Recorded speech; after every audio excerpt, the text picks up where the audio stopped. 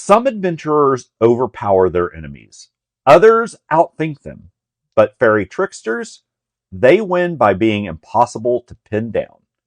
The Fairy Trickster feat is a general feat for Dungeons & Dragons characters available at level 4 or higher, and it represents a character whose magic, movement, and mindset have been shaped by the Feywild itself.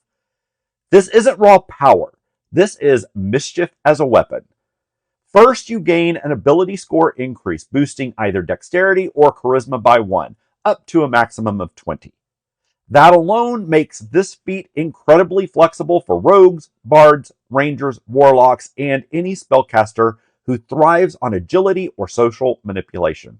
Next is Fairy Trotter, and this is where the movement fantasy comes alive.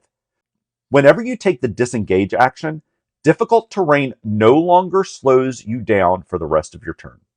Roots, rubble, crowds, tangled undergrowth, none of it matters.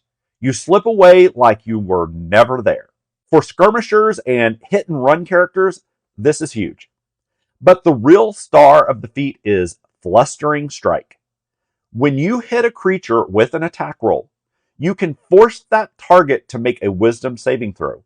On a failure, the character suffers disadvantage on all saving throws until the end of your next turn. That's devastating.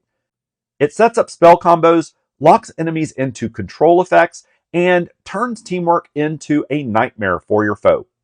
You can use Flustering Strike a number of times equal to your proficiency bonus, and all uses recharge on a long rest, making it scale naturally as your character grows.